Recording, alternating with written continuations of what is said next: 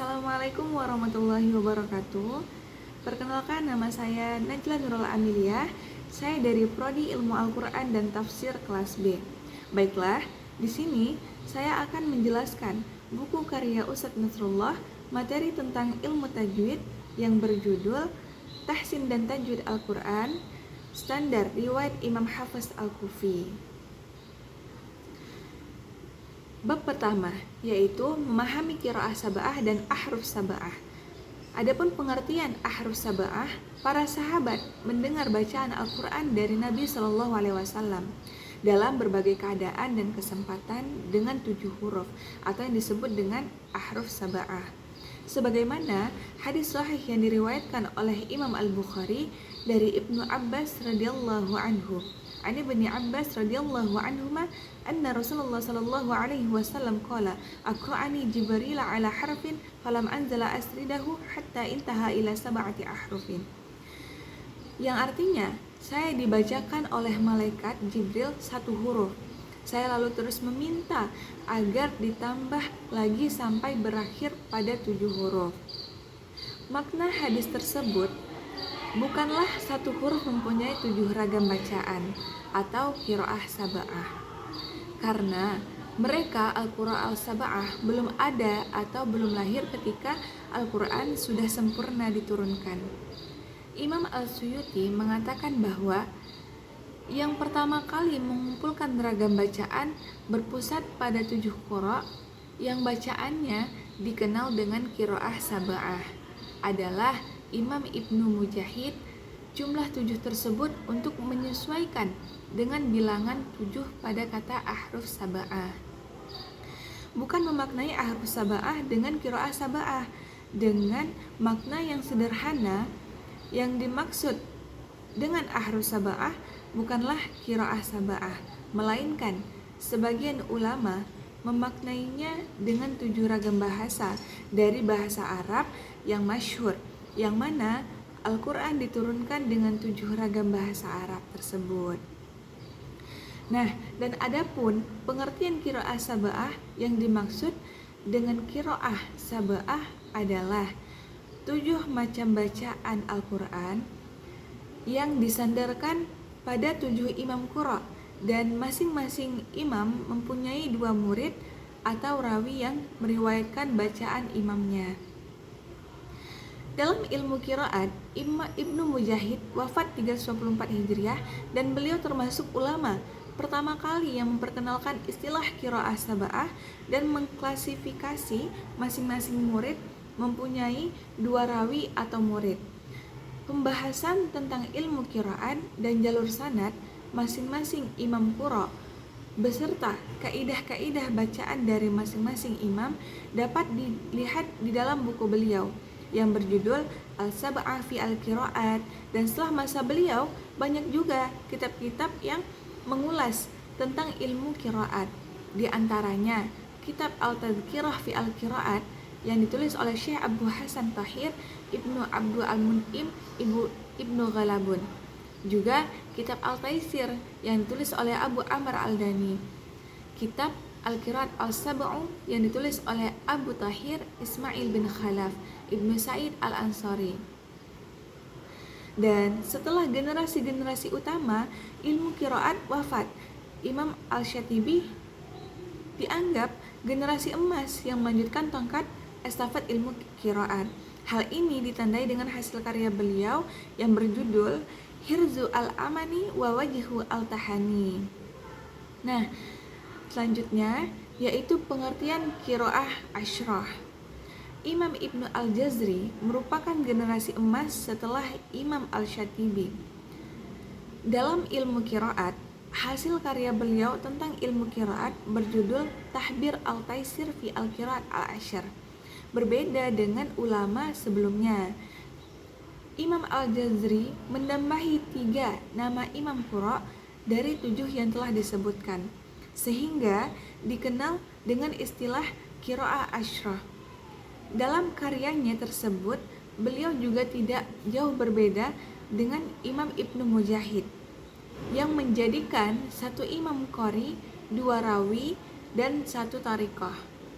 Dan adapun Tiga nama Imam Qurra tersebut yaitu Yazid ibnu Qa'qa' al-Makhzumi, rawinya Isa ibnu Wardan al-Madani, Ibnu Jammas, Sulaiman ibnu Muslim ibnu Jammas. Yang kedua yaitu Yakub ibnu Ishaq ibnu Zaid al-Basri, rawinya Ruwais Muhammad ibnu Mutawakkil al-Lu'lu'i. Yang Rauh ibnu al-Mu'min.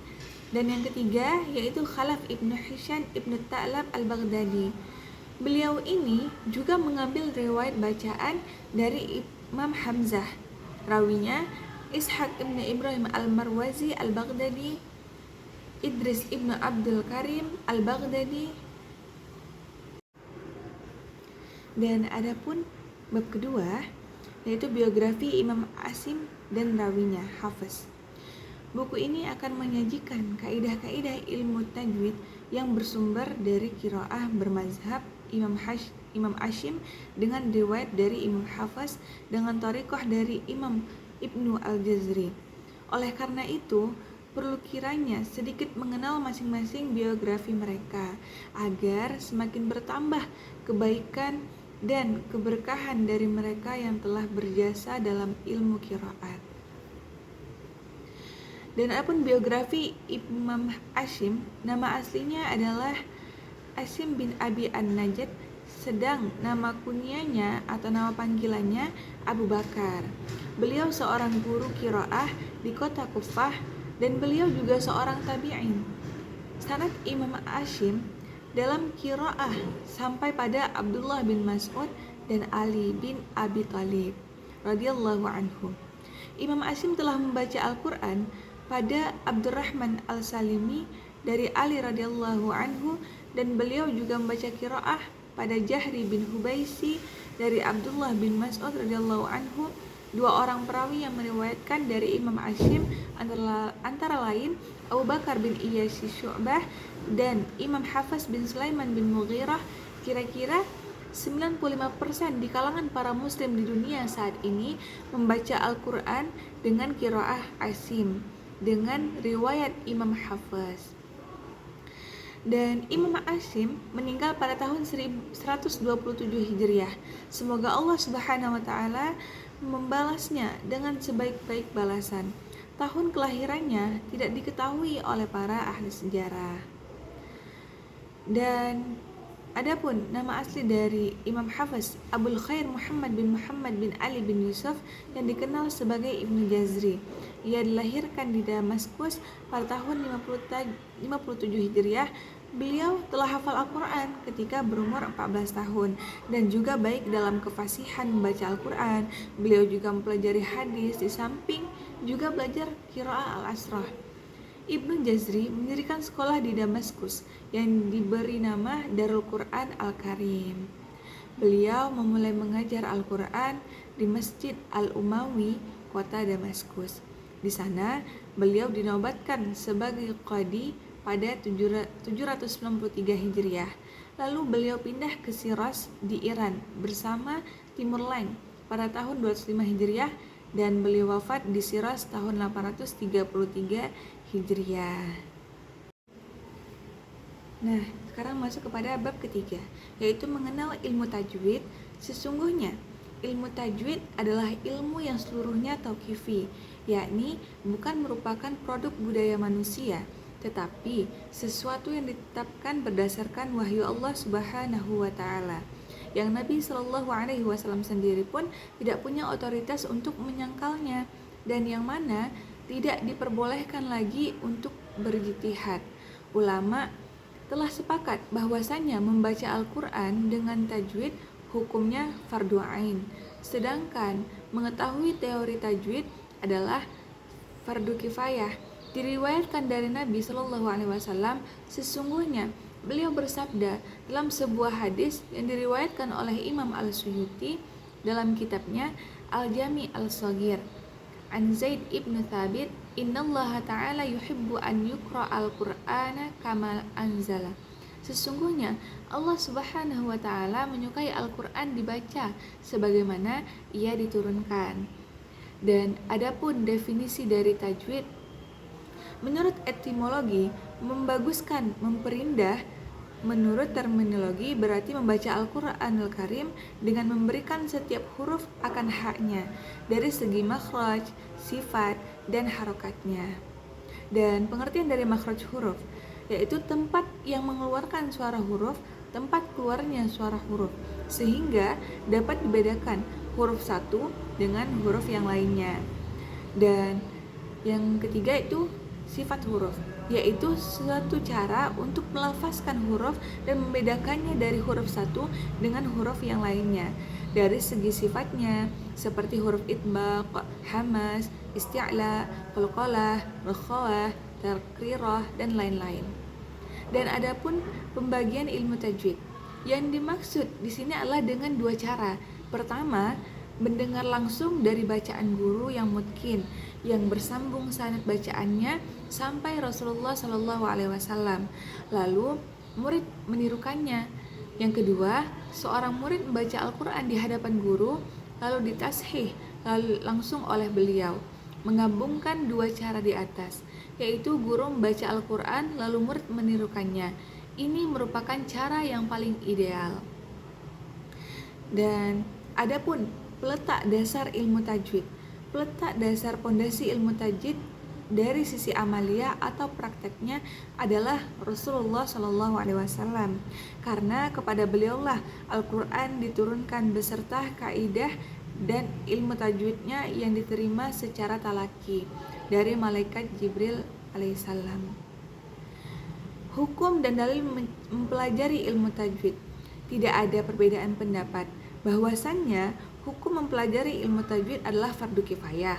Maksudnya, apabila sebagian orang telah melaksanakan, maka gugurlah kewajiban yang lainnya.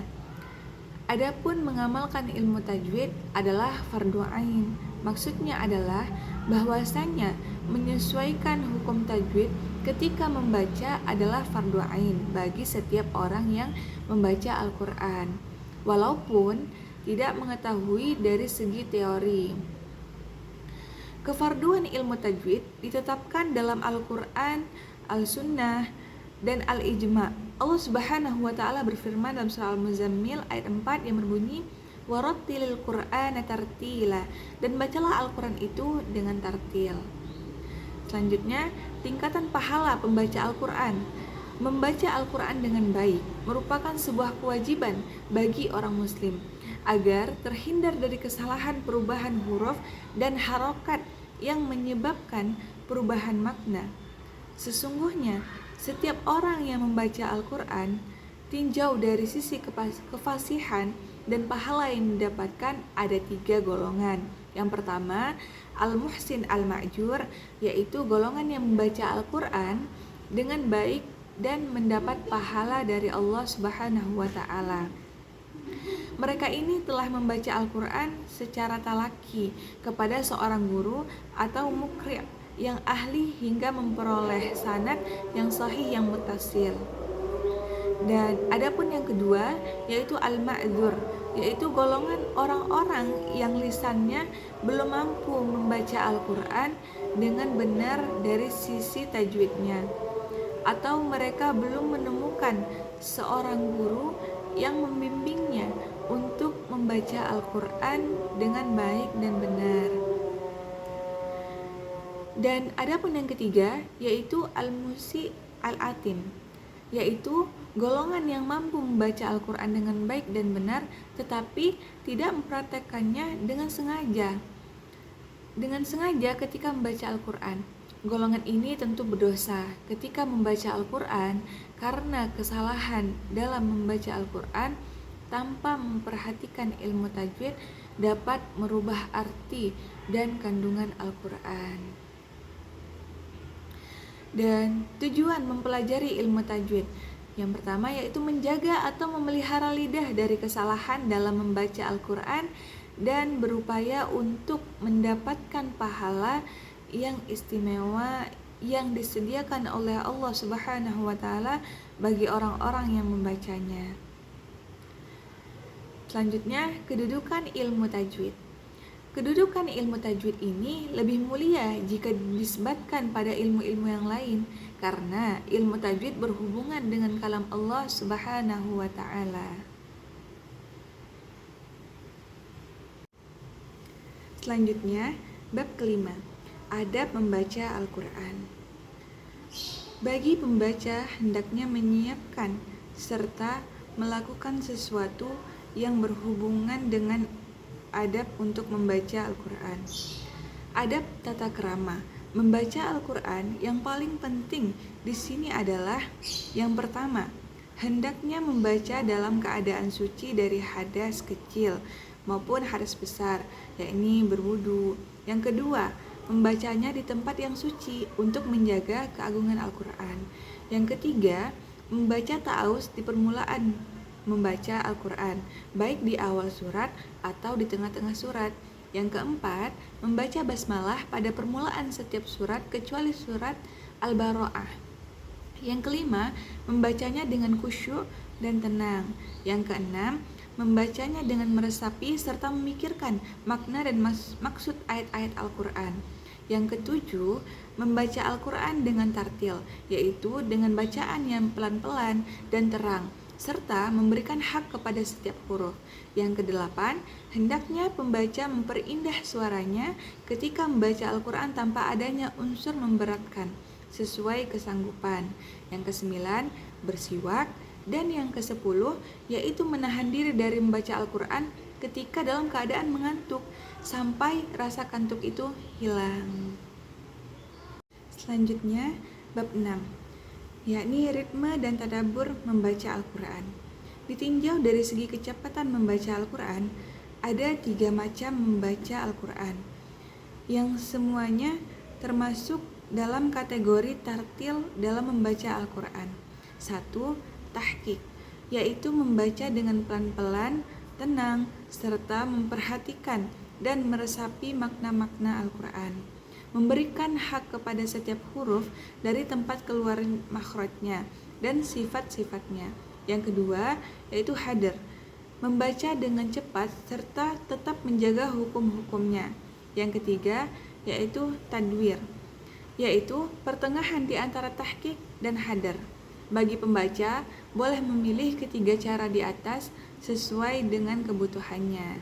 Ketiga cara tersebut seluruhnya dikumpulkan dalam kalimat tartil yang terdapat dalam firman Allah Subhanahu wa taala surat Al-Muzammil ayat 4 yang berbunyi warattilil Qur'ana tartila.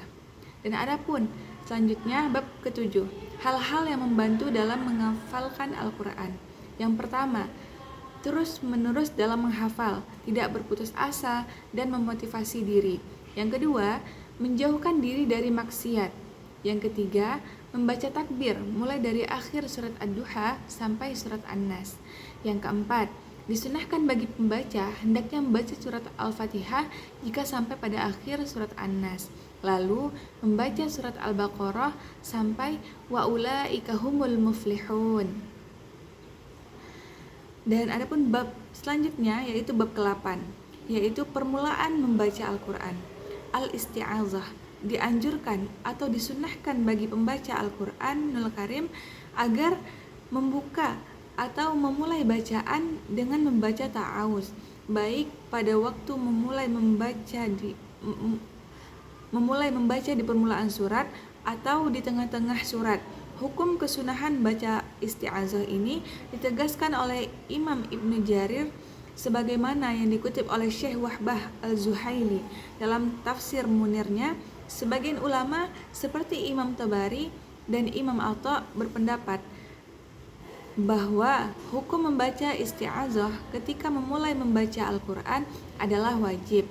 Terlepas dari hukum wajib atau sunnahnya, lebih baik kita selalu memulai membaca Al-Quran dengan membaca isti'azah. Dalil dari kedua golongan ulama di atas adalah firman Allah Subhanahu wa taala, "Fa'idza qara'tal Qur'ana fasta'idz billahi minasyaitonir rajim." Surat An-Nahl. Apabila kamu membaca Al-Quran, hendaknya kamu minta perlindungan kepada Allah dari godaan syaitan yang terkutuk. Kalimat isti'azah yang masyhur yaitu A'udzu billahi minasyaitonir rajim. Basmalah. Tempat basmalah diletakkan ketika memulai membaca di permulaan beberapa surat. Adapun bagi pembaca, apabila memulai membaca di tengah-tengah surat, maka boleh memilih, boleh mendahulukan membaca isti'adzah dan juga boleh mendahulukan basmalah dan mengakhirkan isti'adzah. Yang kedua, hukum basmalah menurut mazhab Syafi'i wajib pada surat Al-Fatihah. Alasannya, mereka karena basmalah termasuk ayat dari surat Al-Fatihah. Tidak ada perbedaan di kalangan para ulama mengenai bacaan basmalah ketika memulai di surat manapun kecuali pada surat Al-Bara'ah. Disunahkan mendahulukan baca basmalah walaupun pembaca memulai bacaannya di tengah-tengah surat. Dan beberapa cara membaca basmalah secara wasal di antara dua surat. Yang pertama, memutuskan seluruhnya, yakni berhenti wakaf di akhir surat yang pertama dan juga wakaf pada basmalah, kemudian memulai membaca permulaan surat yang selanjutnya. Contoh, wa min syarri hasidin idza hasad bismillahirrahmanirrahim qul a'udzu birabbin nas. Yang kedua, wakaf pada awal surat pertama kemudian menyambung basmalah dengan yang kedua. Contoh, wa min syarri hasidin idza hasad bismillahirrahmanirrahim qul a'udzu birabbin nas. Nah, adapun bab yang ke-9 yaitu tempat-tempat keluarnya huruf. Makhraj yaitu tempat mengeluarkan suara huruf dan yang membedakan suatu huruf dengan huruf yang lain, baik berdasarkan cara tahqiq maupun cara takdir. Cara menemukan makhraj huruf. Untuk mengetahui tempat keluarnya huruf makhraj huruf, maka huruf itu kita sukun atau kita tasydid terlebih dahulu. Kemudian kita masukkan hamzah wasal pada huruf tersebut. Sekiranya suara itu berakhir pada suatu tempat, maka di sana kita dapat mengetahui makhrajnya huruf. Dan adapun macam-macam makhraj huruf. Abjad itu mempunyai 5 pokok makhraj. Tempat keluarnya huruf yang dijabarkan menjadi 17 makhraj secara terperinci. Al-Jauf yaitu bagian rongga mulut dan rongga kerongkongan. Yang kedua, al-halq, tenggorokan. Yang ketiga, al-lisan, lidah. Yang keempat, asyafatain, kedua bibir. Yang kelima, al-khayshum, pangkal hidung. Selanjutnya yaitu bab 10, yaitu laqab huruf. Yang pertama yaitu jawfiyah. Huruf-huruf jawfiyah atau huruf yang berada di antara lubang tenggorokan dan mulut, yaitu 3 huruf mat bergelar alif, waw, ya. Jawfiyah karena keluarnya ketiga huruf tersebut dari lubang, yaitu kesunyian yang masuk dalam mulut dan tenggorokan.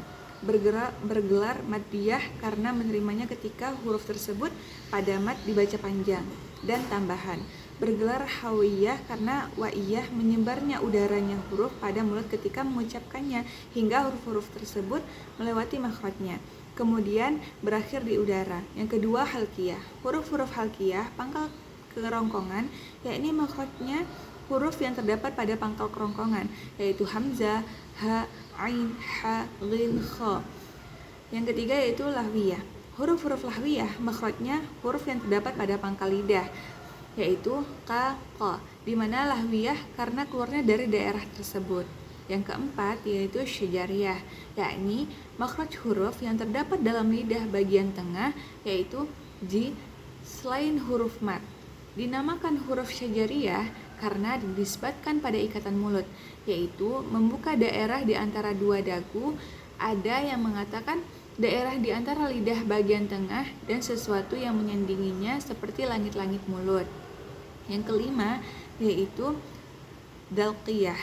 Makhraj huruf terdapat dalam ujung lidah, yaitu lan, ra, bergelar dalqiyah karena dinisbatkan pada ujung lidah. Yang keenam, nat'iyah. Huruf nat'iyah yaitu huruf yang keluar dari langit-langit gusi gigi seri atas dengan tekanan ujung lidah padanya. Hurufnya qadarata. Nomor 7. Asliyah. Huruf-huruf asaliyah yakni makhraj huruf yang terdapat dalam lidah bagian dalam, yaitu so, za, sa. Bergelar asaliyah karena keluarnya huruf di bagian dalam lidah, yakni daerah perasa dari lidah. Yang kedelapan yaitu latsawiyah, yakni makhrajnya huruf yang terdapat dalam gusi za, za, sa, yaitu bergelar latsawiyah karena keluarnya huruf dari dekat gusi, bukan dari gusinya. Yang kesembilan yaitu syafawiyah, yakni makhrajnya huruf yang terdapat dalam bibir, yaitu selain wa, huruf mat, mim, ba, fa dinamakan syafawiyah karena di bibir. Selanjutnya bab 11 yaitu sifat-sifat huruf. Sifat adalah cara atau metode melafazkan, mengucapkan huruf sekiranya dapat membedakan huruf satu dengan huruf yang lainnya. Sifat menurut bahasa, keadaan atau rupa khas pada suatu benda, orang, dan lain-lain untuk dikenali, seperti hitam, pandai, rajin, dan sebagainya. Adapun sifat menurut ilmu tajwid, cara menekan udara ketika bunyi huruf dilafazkan, seperti ada nyaring lembut kuat, dan sebagainya. Dengan demikian, kita dapat membedakan huruf yang sama pada makhraj, tapi lain sifatnya. Berdasarkan mazhab Ibnu Jazri, sifat-sifat huruf ada 17. Semua sifat ini dibagi menjadi dua bagian. Pembagian sifat huruf. Sifat dibagi menjadi dua bagian. Yang pertama, sifat yang kontradiksi, atau yang disebut dengan yang berlawanan. Yang kedua, sifat yang tidak kontradiksi, yaitu sifat yang tidak berlawanan. Yang sifat yang berlawanan, kontradiksi ada 5 sifat sekaligus perlawanannya. Yang pertama, al-hamas lawannya al-jahar. Yang kedua, asyiddah lawan katanya at-tawasid serta di antara keduanya ar-rakhawah. Yang ketiga, al-infitah lawan katanya at-tiba. Yang keempat, al-isma lawan katanya al-izlaq. Yang ke-at-tak lawannya at-takhfin, al-isti'la. Dan sifat yang tidak kontradiksi, sifat yang tidak berlawanan. Yang pertama, as-safir. Menurut bahasa berarti siul atau surwit. Yang kedua, al-qalqalah, yaitu memantulkan makhraj hurufnya ketika mengeluarkan huruf dalam keadaan mati hingga terdengar adanya tekanan suara yang keras atau kuat. Yang ketiga yaitu al-lin. Al-lin menurut bahasa berarti lunak. Yang keempat, al-inhiraf. Al-inhiraf menurut bahasa berarti condong. Yang kelima, at-takrir. At-takrir menurut bahasa berarti mengulang-ulang. Maksudnya adalah ujung lidah tergetar ketika mengucapkan huruf ro. Yang keenam yaitu at-tafashi. Menurut bahasa berarti meluas atau melebar. Yang ke-8, al-istitalah. Al-istitalah berarti memanjang. Selanjutnya yaitu bab 12. Yaitu hukum ketika tafhim dan tarkik. Tafhim ro dibaca tebal dan dari beberapa keadaan sebagai berikut. Yang pertama, apabila ro di fathah dan di dhammah seperti lafaz bi rabbikum rahama. Yang kedua, apabila ro disukun dan huruf sebelumnya berharokat dhammah atau fathah, contoh zurtum, zara. Yang ketiga, apabila ro disukun dan huruf sebelumnya berharokat kasrah asli dan setelahnya berupa huruf isti'la yang firqah masdar, kirtas, tidak dibaca kasrah. Contoh, dan jika ro disukun dan huruf sebelumnya berharokat kasrah, arid, tidak asli, contoh irji'i. Jika ro disukun ketika waqaf dimatikan dan sebelumnya berupa huruf yang disukun selain ya dan sebelum huruf yang mati tersebut berupa harokat fathah atau dhammah. Contoh wal asr, husa. Yang kedua yaitu tarkik. Tarkik ro dibaca tipis dalam beberapa keadaan sebagai berikut. Yang pertama, jika ro di kasroh, contoh rijal. Yang kedua, B. Apabila ro disukun dan huruf sebelumnya berupa huruf yang berharokat kasrah asli dalam satu kalimat sedang setelahnya ro tidak berupa huruf isti'la. Contoh Fir'aun. Yang ketiga, yaitu jika ro dimatikan ketika waqaf dan huruf sebelumnya berupa huruf yang berharokat kasrah asli dalam satu kalimat sedang setelahnya ro tidak berupa huruf isti'la. Contoh Fir'aun. Yang kelima, jika ro ditemukan ketika dan huruf sebelumnya berupa huruf ya mati sebelum huruf mat atau selain huruf mat, contoh qadir, khair. Yang kelima, ro dimatikan dalam keadaan waqaf dan sebelumnya berupa salah satu huruf istifal yang mati yang huruf sebelumnya berupa huruf yang berharokat kasrah. 3. Boleh dibaca tafhim dan tarkik. Yang pertama, apabila ro disukun mati dan huruf di sebelumnya berharokat kasroh asli dan setelahnya ro berupa huruf isti'la yang dibaca kasroh. Contoh فانطلق فكان كل فرق كالظيم. Yang kedua, apabila ro mati dalam keadaan waqaf dan huruf sebelumnya berupa huruf isti'la yang mati, yang sebelumnya huruf isti'la berupa huruf yang berharokat kasrah. Contoh wa qala dkhulu misra insyaallahu aminin. Membaca tafkhim ro pada lafaz tersebut itu lebih utama karena ro ketika dalam keadaan wasal itu tebal. Selanjutnya yaitu bab 13, hukum tanwin nun dan mim mati. Sebelum membahas beberapa hukum terkait tanwin, nun dan mim mati, ada beberapa definisi atau istilah berikut ini. Yang pertama, gunnah ialah suara yang merdu yang keluar dari pangkal hidung yang tidak melibatkan pekerjaan lidah. Suara gunnah dipanjangkan kira-kira 3 harokat atau 3 ketukan.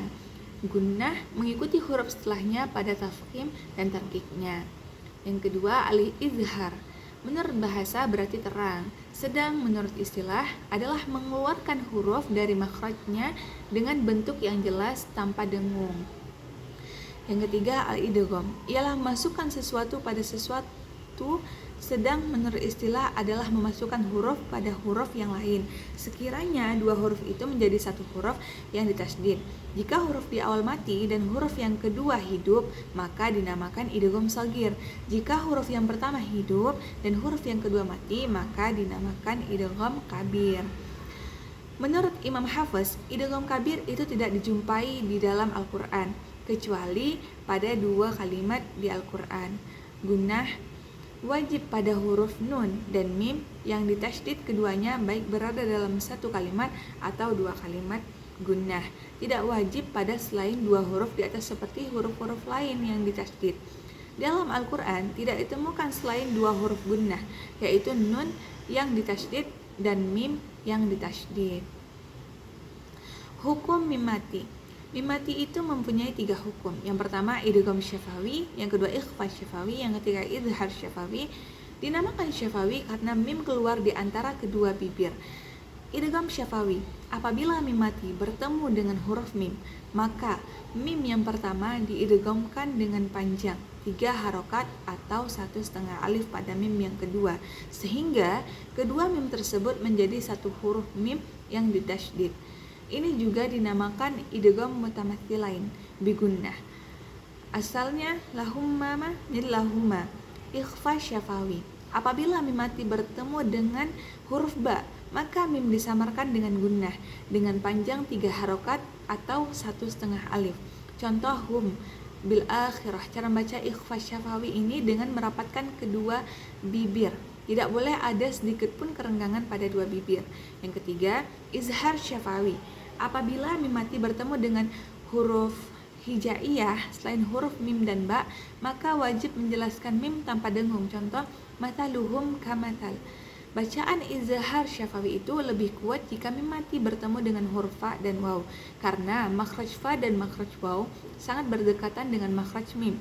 Contoh amwalukum wa auladukum lahum fiha.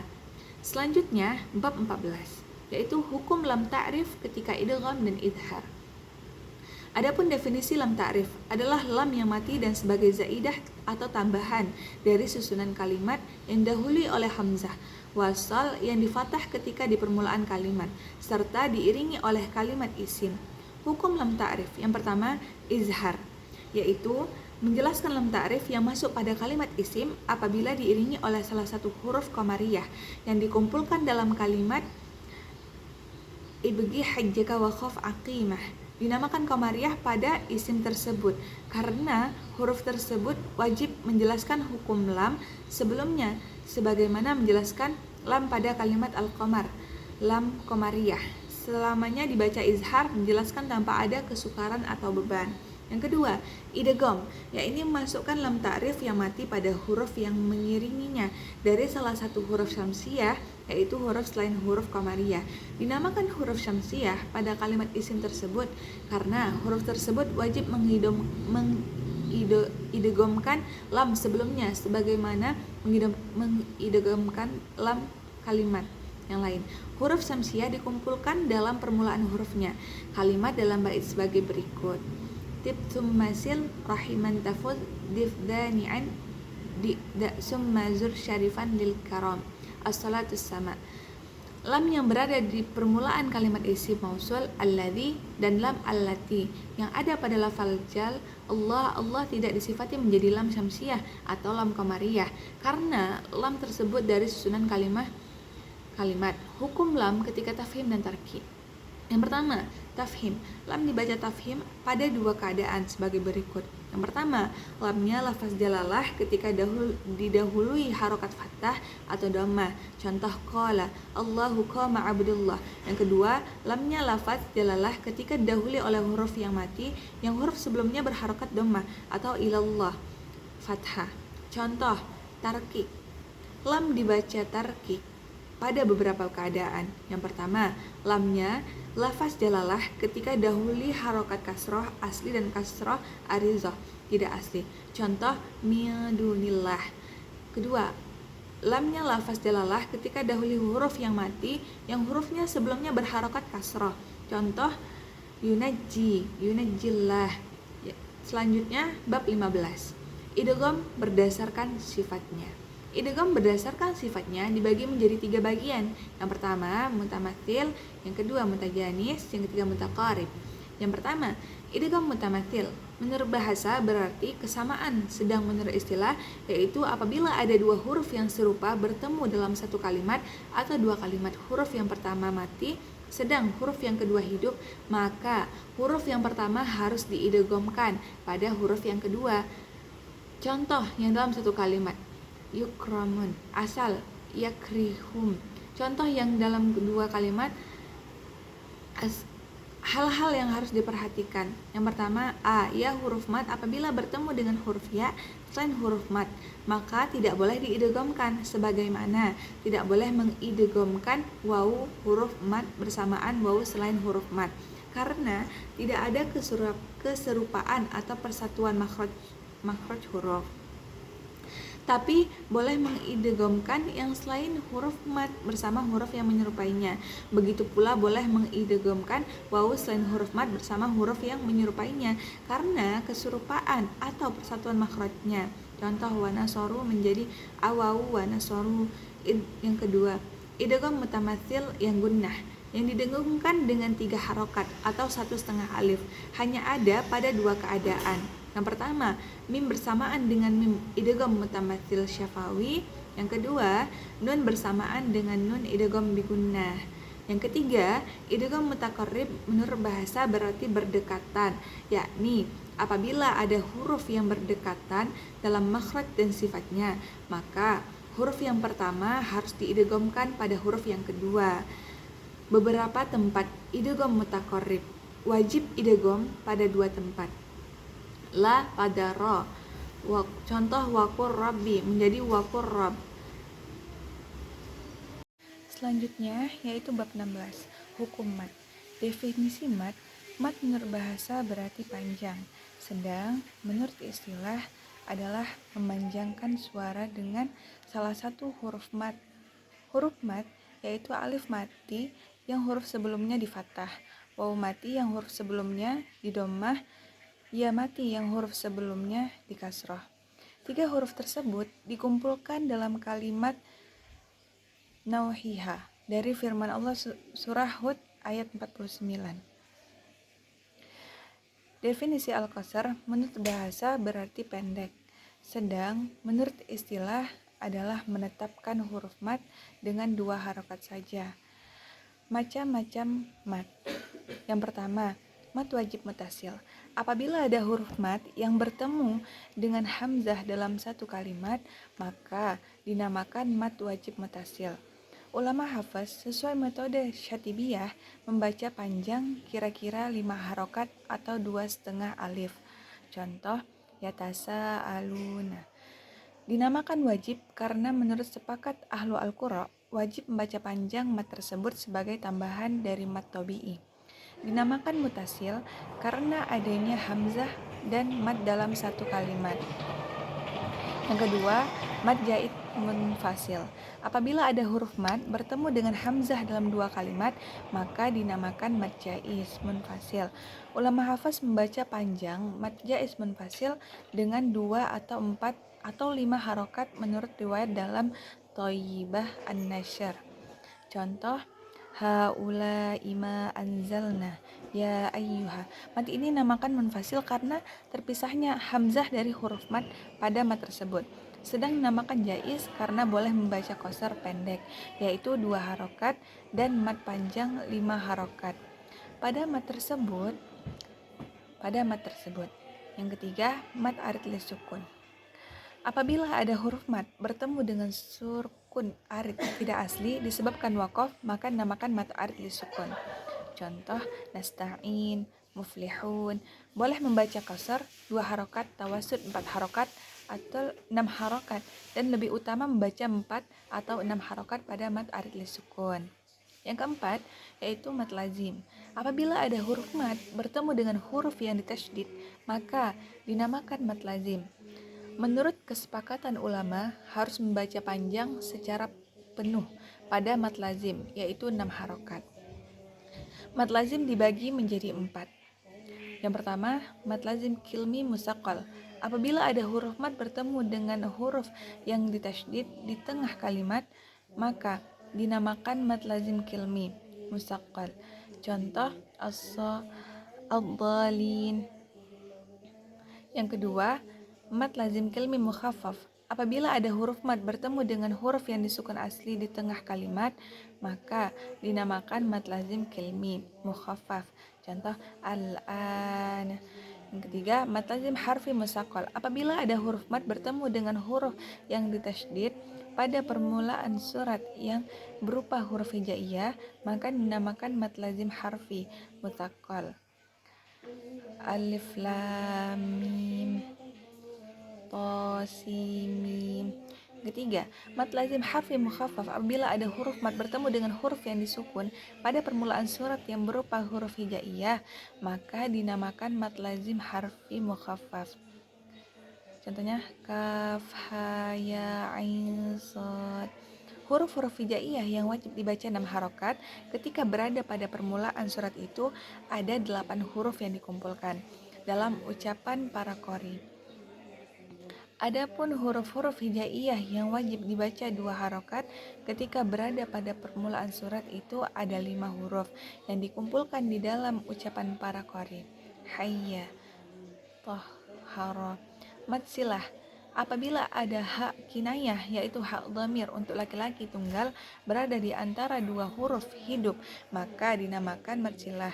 Mad silah dibagi menjadi 2, yaitu mad silah kubro. Apabila hak kinayah bertemu dengan hamzah, maka dinamakan mad silah kubro. Mad ini mempunyai hukum mad jaiz munfasil, maka boleh dibaca panjang 2 harokat atau 4 harokat atau 5 harokat. Contoh, malahu ahladah. Yang kedua, mad silah sugro.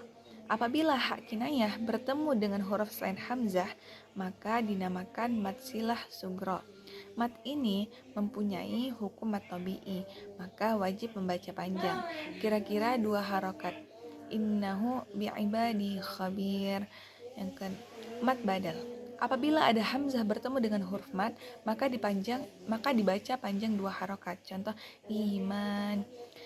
Mad iwad, yaitu mad dalam tingkah waqaf sebagai ganti dari 2 fathah tain fathatain dalam tingkah waqaf, maka dibaca panjang sebagaimana mad tabi'i. Yang kedelapan yaitu mad lin. Apabila ada huruf ya dan wawu yang sebelumnya ada huruf yang berharokat fathah dalam keadaan waqaf, maka dinamakan mad lin. Selanjutnya bab 17, hukum 7 alif.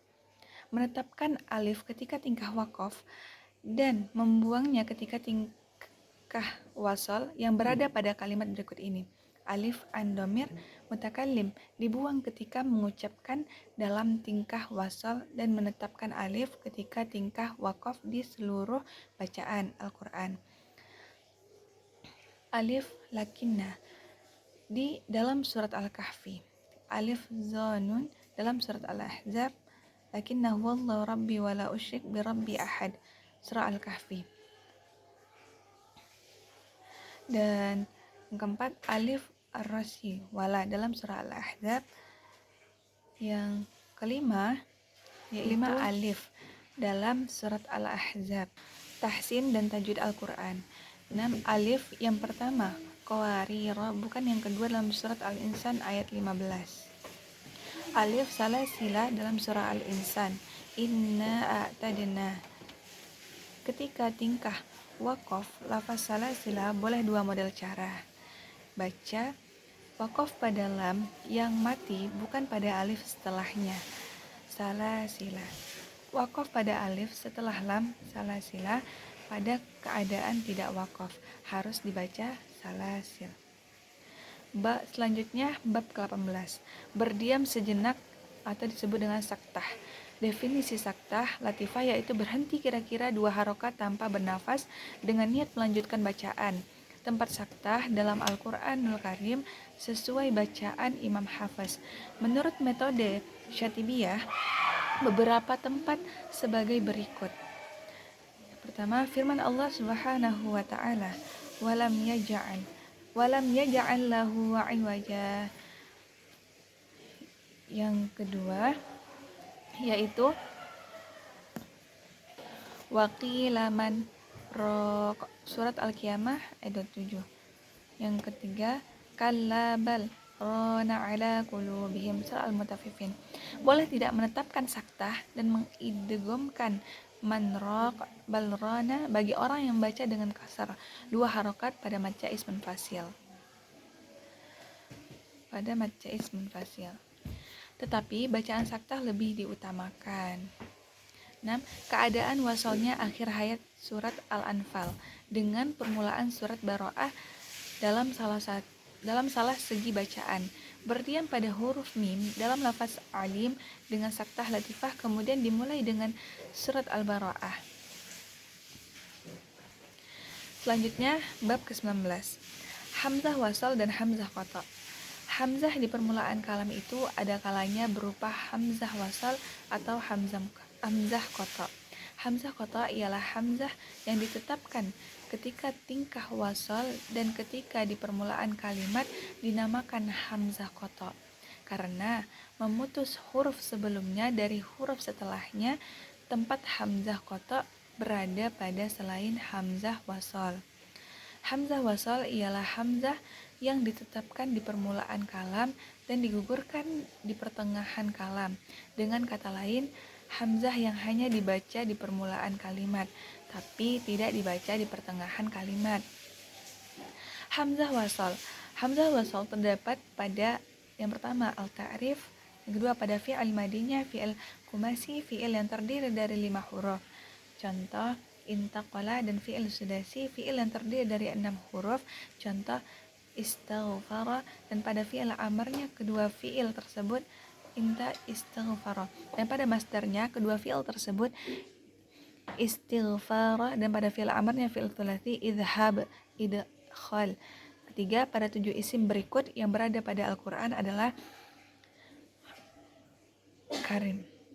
Harokat hamzah wasal, apabila suatu kalam dimulai dengan hamzah wasal, maka berharokat yang pertama fathah jika masuk pada al-ta'rif, yang kedua kasrah pada fi'al madinya, fi'il khumasi dan sudasi yang mabni ma'lum yang membutuhkan pada maf'ul dan pada fi'al amarnya. Kedua fi'al tersebut, contoh istaghfar, intaqala.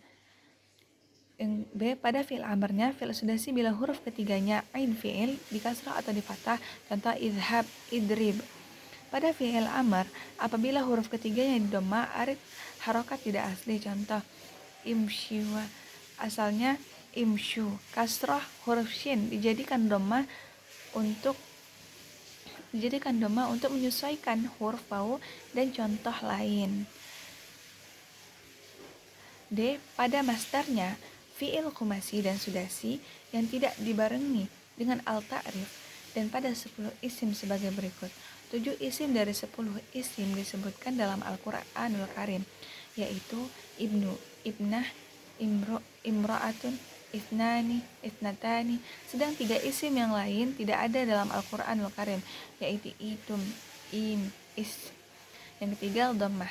Pada fi'il madinya, fi'il khumasi dan sudasi yang mabni majhul, fi'il yang tidak butuh pada maf'ul. Contoh ajtunat istakhraj. Pada fi'il amarnya, fi'il sulasi bila huruf ketiganya ain fi'il didomah dengan domah asli. Contoh antar. Selanjutnya bab ke-20, waqaf dan ibtida. Definisi waqaf, qad dan ibtida. Al-waqaf menurut bahasa berarti berhenti atau menahan. Menurut istilah adalah memutus atau menghentikan suara dan diam di akhir kalimat dengan masa sementara yang cukup digunakan pembaca untuk bernafas. Menurut kebiasaan, dengan niat melanjutkan bacaannya lagi. Tempat waqaf berada pada akhir kalimat atau bisa juga di akhir ayat. Waqaf tidak boleh dilakukan pada akhir kalimat yang tulisannya masih bersambung dengan kalimat lain. Yang al-qat'i dimaksud di sini adalah memutus bacaan dengan niat mengakhiri bacaan. Hal ini sayangnya dilakukan di penghujung ayat. Pembagian wakaf. Wakaf dibagi menjadi 4. Yang pertama wakaf tam, yang kedua wakaf hasan, yang ketiga wakaf kafi, yang keempat wakaf qabih. Wakaf Jibril. Wakaf Jibril termasuk bagian dari wakaf tam, adalah wakaf Jibril. Ini hukumnya sunnah. Dinamakannya wakaf Jibril karena pada kalimat tersebut malaikat Jibril alaihissalam membacanya dengan wakaf. Nabi Shallallahu Alaihi Wasallam juga mengikuti wakaf pada kalimat-kalimat tersebut. Wakaf Jibril alaihissalam ini dalam Al-Quran ada pada 10 tempat sebagaimana yang ditulis dalam kitab Hak At-Tilawah. Selanjutnya wakaf kafi, ialah berhenti pada kalimat yang sempurna tetapi masih berkaitan dengan kalimat setelahnya dalam maknanya. Selanjutnya wakaf hasan adalah berhenti pada kalimat yang maknanya sempurna tetapi berkaitan dengan lafaz dan maknanya dengan kalimat sesudahnya. Terakhir yaitu wakaf qabih, berhenti pada kalimat yang maknanya tidak sempurna atau tidak tepat. Selanjutnya bab ke-21. Penulisan Al-Quran. Jumhur menyatakan haram menulis mushaf dengan selain tulisan mushaf yang digunakan pada masa Utsman bin Affan radhiyallahu anhu. Sebagaimana ulama berpendapat boleh menulis mushaf dengan tulisan sekarang. Akan tetapi pendapat ini lemah atau dhaif dan bagi pembaca harus memperhatikan tulisan sebagaimana yang dijelaskan pada berikut ini.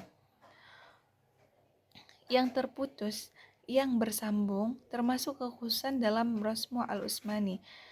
Penulisan Mushaf Utsmani, yakni setiap kalimat ditulis dengan 2 metode, yaitu diputus dari sebagian kalimat dan disambung bersamaan sebagian kalimat yang lain. Yang kedua, at-ta'nis ta. Ta-ta'nis mengikuti rasam dalam keadaan tingkah wakaf. Apabila ta-ta'nis ditulis seperti huruf ta biasa, maka ketika dalam keadaan wakaf harus diwakafkan sebagaimana wakaf pada huruf ta. Bagaimana wakaf pada huruf ta? Selanjutnya bab 22. Selanjutnya bab 22, lahan al-jali dan lahan al-kafi. Lahan al-jali, kesalahan fatal dan sangat nampak sekali yang terjadi pada lafaz, sehingga maknanya menyimpang dari makna yang dikehendaki, atau yang sesuai seperti mengganti huruf dengan huruf lain, atau mengganti harokat dengan harokat lain, termasuk lahan jali, adalah yang tidak membaca panjang mat tabi'i. Dan lahan kofi, kesalahan yang berhubungan dengan kesempurnaan pengucapan, seperti kurangnya membaca panjang pada mat atau terlalu panjang dalam membaca mat, atau tidak adanya kesamaan antara satu mat dengan mat lainnya. Termasuk lahan kofi itu adalah minimnya keahlian dalam menerapkan hukum seperti menambah takrir, pengulangan huruf ro dan penebalan huruf lam, dan termasuk lahan kofi juga yaitu membaca dhammah dengan suara di antara dhammah dan fathah.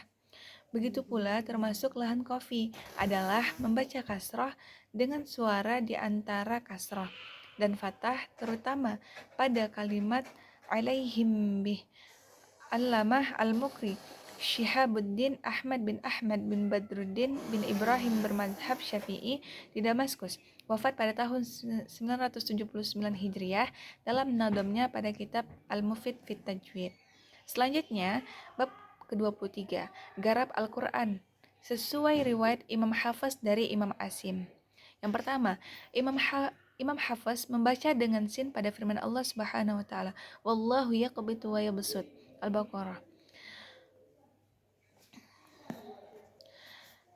Membaca dengan shad, maka firman Allah taala, "Lasta 'alaihim bimusaitir." Membaca dengan shad dan sin pada lafaz al-musi terun dalam firman Allah, "Amhumul musaitirun." At-Tur ayat 37. Adapun mengucapkan dengan itu lebih masyhur. Yang kedua, kalimat dhaif terdapat pada 3 tempat dalam surat Ar-Rum. Imam Hafiz membacanya dengan 2 wajah. Yang pertama membaca fathah huruf dad, yang kedua membaca dhammah huruf dad. Tahsin dan tajwid Al-Quran. Adapun membaca fathah dad itu lebih diutamakan dalam penerapannya.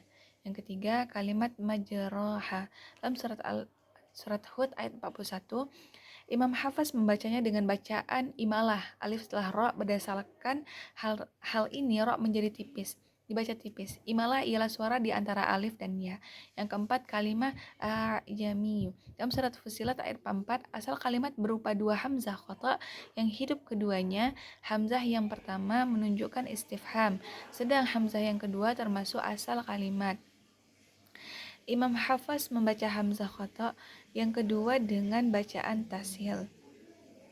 Lafaz dalam surah An-Naml ayat 36 menurut Imam Hafiz, ketika tingkah wakaf mempunyai 2 wajah, menetapkan ya mati, membuang ya bersamaan wakaf pada huruf nun. Selanjutnya bab ke-24, sujud tilawah. Dalil disyariatkannya sujud tilawah. Allah Subhanahu wa taala mencela orang yang tidak sujud dalam surat Al-Insyiqaq. Wa idza quri'a 'alaihimul Qur'anu la yasjudun. Dan apabila Al-Qur'an dibacakan kepada mereka, mereka tidak bersujud. Rasulullah Shallallahu alaihi wasallam bersabda dalam hadis yang disampaikan oleh Ibnu Umar radhiyallahu anhu dengan riwayat hadis dari Sahih Bukhari. Kana Rasulullah Shallallahu alaihi wasallam yaqra'u 'alaina suratu Faqra as-sajdata fayasjudu wa tasjudu ma'ahu hatta ma yajid ahaduna makanan limaudi ijati. Rasulullah SAW pernah suatu ketika membacakan kepada kita salah satu surat, kemudian beliau membaca ayat sajadah, lalu beliau langsung sujud. Kita pun ikut sujud, sehingga salah satu dari kita tidak dapat tempat untuk sujud. Adapun hukum sujud tilawah, menurut mazhab Hanafi, wajib bagi pembaca dan pendengar baik sengaja mendengar atau tidak sengaja, dengan dalil Rasulullah SAW bersabda, as-sajdatu 'ala man sami'aha wa 'ala man talaha. Sujud itu wajib atas orang yang baca ayat sajadah dan bagi yang mendengarkannya. Syarat sujud tilawah. Yang pertama, syarat sujud tilawah itu sebagaimana syarat sahnya sholat, yaitu suci dari hadas kecil maupun besar, serta bebas dari najis, tertutup aurat, dan menghadap kiblat. Dan cara atau sifat sujud tilawah mazhab Hanafi, sujud tanpa takbiratul ihram dan tanpa salam juga tidak disyaratkan niat. Menurut mazhab Maliki, sujud tanpa takbiratul ihram dan tanpa salam. Menurut mazhab Syafi'i, diisyaratkan niat takbiratul ihram, seperti halnya sholat juga dengan salam tanpa disyaratkan tasyahud. Selanjutnya, bab ke-25, perbedaan kaidah dalam riwayat Hafiz. Sesungguhnya bacaan Al-Quran dengan riwayat Imam Hafiz dari Imam Asim dengan Tariqah Al-Syatibiyah merupakan bacaan yang paling masyhur di dunia sekarang ini. Bahkan banyak dari pengkaji dan penghafal Al-Quran hanya tahu Tariqah ini. Imam Al-Syatibi dalam nazamnya Hirzu Al-Amani wa Wajhu At-Tahani hanya menyantumkan satu Tariqah saja bagi riwayat bacaan Imam Hafiz Ibnu Sulaiman Al-Kufi. Sedangkan Imam Ibnu Al-Jazri Dalam kitabnya An-Nashr fi Qiraat Al-Ashr menyantumkan di 85 kitab dari kitab qiraat, Imam Ibnu Al-Jazri memilih 2 tarik besar bagi riwayat Imam Hafs. Yang pertama Ubaid ibnu Sahbah, kemudian Ahmad ibnu Sahal al-Usyainani mengambil bacaan dari beliau. Kemudian dari Ahmad ibnu Sahal al-Usnani lahir 2 tarik. Yang pertama Ali ibnu Muhammad al-Hashimi, dari beliau muncul 10 tarik. Abu Tahir Abdul Al-Wahid ibnu Umar, dari beliau muncul 14 tarik. Yang kedua Amr ibnu Sabbah, dari beliau muncul 2 tarik. Abu Ja'far Ahmad bin Muhammad Al-Fil, dari beliau muncul 14 tarik. Dan dari Zar'an Abu Al-Hasan Al-Baghdadi, dari beliau muncul 14 tarik. Berikut ini beberapa perbedaan kaidah membaca Al-Qur'an. Kaidah bacaan Al-Quran riwayat Imam Hafs menurut Imam Ibnu Al-Jazri Al-Usul Al-Kulliyat. Pertama, Majais Munfasil. Menurut Tariq Al-Syatibiyah 4 harokat tawasud. Adapun menurut Tariq Tayyibah dan beberapa tariq yang lain panjangnya 2 harokat qasar. Ada juga yang 3 harokat. Yang kedua, mad wajib mutasil. Menurut Tariq Al-Syatibiyah 4 harokat tawasud. Adapun menurut Tariq Tayyibah dan beberapa tariq yang lain panjangnya 4 harokat tawasud. Ada juga yang 5 harokat dan 6 harokat isba'. Al-usul al-juz'iyyat. Yang pertama, menurut Tariq Al-Syatibiyah hanya ada 1 wajah, yaitu dibaca dengan sin. Adapun dalam Tariq Tayyibah bisa dibaca sin atau shad pada kalimat berikut ini. Wallahu yaqbitu wa yabsut wa ilaihi turja'un. Yang kedua, menurut Tariq Al-Syatibiyah hanya ada 1 wajah, yaitu dibaca dengan sin. Adapun dalam Tariq Tayyibah bisa dibaca sin atau shad pada kalimat berikut ini. Wazadakum fil khalqi bastatan. Dan selanjutnya yaitu keutamaan membaca Al-Quran diantaranya. Yang pertama, Al-Quran sebagai jalan keluar. Yang kedua, Al-Quran dapat memberikan syafaat kepada pembacanya. Yang ketiga, Al-Quran lebih disukai Allah Subhanahu wa Ta'ala dari segala sesuatu.